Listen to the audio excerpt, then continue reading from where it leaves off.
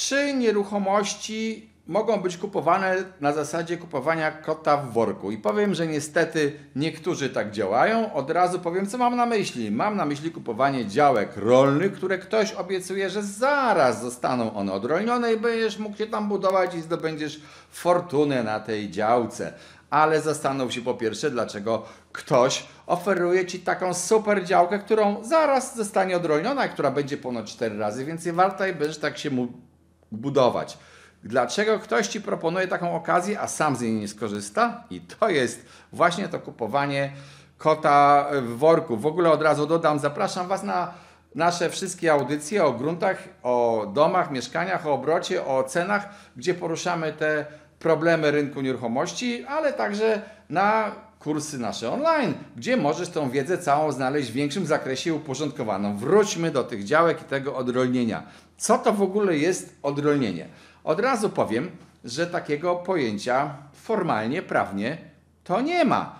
Jest pojęcie zmiana przeznaczenia gruntu z na przykład rolnego lub leśnego na cele nierolne i nieleśne lub też wyłączenie z produkcji rolnej i leśnej. I tu od razu powiem, że te dwa pojęcia musisz dobrze poznać, bo żeby się gdzieś zbudować, to musi być miejscowy plan zagospodarowania przestrzennego, który zezwala na jakieś budownictwo według określonych parametrów w tym planie. Ja nie mówię, że to jest mieszkalne czy przemysłowe, wszystko jedno.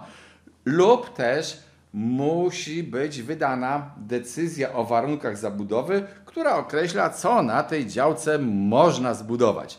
I teraz tak, żeby był ten plan zagospodarowania przestrzennego, no to musi być załatwiona sprawy zmiany przeznaczenia terenów, na przykład z rolnych na nierolne, z leśnych na nieleśne, a żeby została wydana decyzja o warunkach zabudowy, to nie może być wymagane dokonanie dla tej decyzji specjalnie zmiany tego przeznaczenia terenu, to musi być już wynikać z jakichś wcześniejszych działań. Na przykład z tego, że kiedyś był plan dawno, dawno temu, który utracił swoją moc, plan zagospodarowania przestrzennego, ale wtedy już przy tym planie była wydana wcześniej decyzja pozwalająca na zmianę tego przeznaczenia. Albo po prostu teren nie wymaga takiej zmiany. W ogóle o co chodzi z tą zmianą przeznaczenia?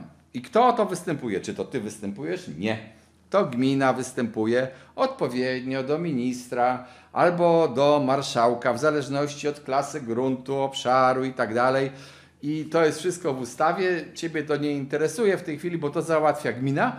Ta zmiana przeznaczenia musi nastąpić. Uwaga, jest też pułapka. Na terenach miast procedura zmiany przeznaczenia nie dotyczy działek rolnych, ale na terenach miast są również działki leśne i ta procedura działek leśnych dotyczy.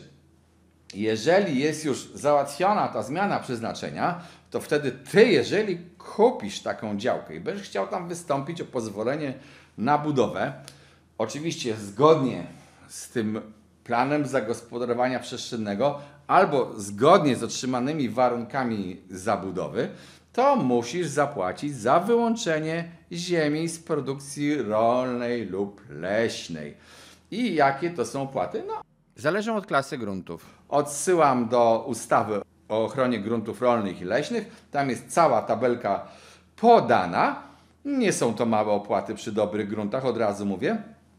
Co więcej, te opłaty są wnoszone w postaci opłaty jednorazowej przy uzyskaniu takiej zgody i potem opłatach rocznych 10 lat rozłożonych po 10% tej opłaty jednorazowej. Czyli jeżeli na przykład ktoś zbudował dom i teraz sprzedaje dom, który był zbudowany 2 lata temu, a Ty chcesz ten dom kupić, to zapytaj się go też przy okazji, czy nie wiążą się z tym jakieś opłaty, których ponoszenie będziesz Ty jako nabywca musiał dalej kontynuować.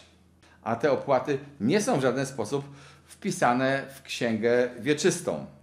No dobrze, to wszystko na razie wygląda ładnie, ale dlaczego ja powiedziałem, że to jest kupowanie kota w worku działki, która nie jest w planie zagospodarowania przestrzennego określona że może być przeznaczona pod budownictwo, czyli tak zwanej działki rolnej. Ktoś ci mówi odrolnij ją sobie, gmina zaraz to zrobi.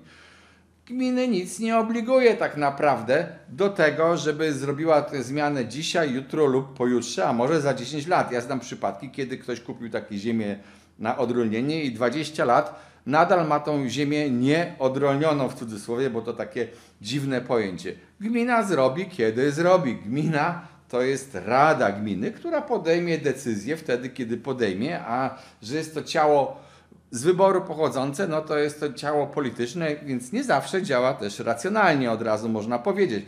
Poza tym są głosy mieszkańców. Nie wszyscy chcą, żeby tereny były odralniane wszystkie, bo to też nie zawsze leży w interesie niektórych właścicieli. Krótko mówiąc, to wcale nie jest takie proste i takie pewne i dlatego też nie dawaj się nabierać na oferty działka rolna, która zostanie zaraz odrolniona. Poczekaj, niech ona zostanie odrolniona. Albo jak kupujesz, a nie ma tam planu zagospodarowania przestrzennego, to wystąp wcześniej o warunki zabudowy, dostań tą decyzję i się jeszcze dowiedz, czy na podstawie tej decyzji dostaniesz pozwolenie na budowę, co możesz zbudować i wtedy możesz taką decyzję podjąć świadomie. Na zakończenie dodam, że na przykład działka leży na terenie, dla którego uchwalono miejscowy plan zagospodarowania przestrzennego zezwalający na budowanie czegoś na tej działce. Dowolnie, czy to mówię przemysłówka, magazyn, budynek wielorodzinny, budynek jednorodzinny, wcale nie oznacza, że dostaniesz pozwolenie na budowę. Bo żeby dostać pozwolenie na budowę, to działka musi spełniać jeszcze dodatkowe warunki. Musi na przykład mieć dojazd, dostęp do drogi publicznej, musi być możliwość uzbrojenia tej działki.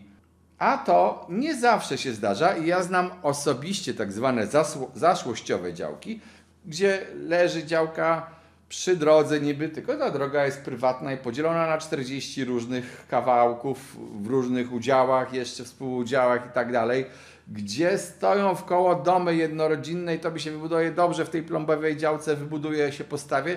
Nie, bo dojazdu nie ma, a tamte domy zostały zbudowane według innych przepisów dawno temu i one po prostu są, bo są. Reasumując, obrót gruntami jest trudny. Będę wdzięczny za komentarze, jeżeli byście napisali, czego chcecie się dowiedzieć o tym obrocie gruntami, w ogóle o obrocie nieruchomościami, o jakich niespodziankach. A jeżeli ktoś jest niecierpliwy, to też zapraszam na po prostu naszą platformę e-learningową, gdzie znajdziesz kompleksowe kursy o obrocie gruntami, pułapkach, uzyskiwaniu decyzji podziałowych, uzyskiwaniu warunków zabudowy, gdzie te procedury są step by step opisane. Zapraszam, subskrybujcie nasz kanał.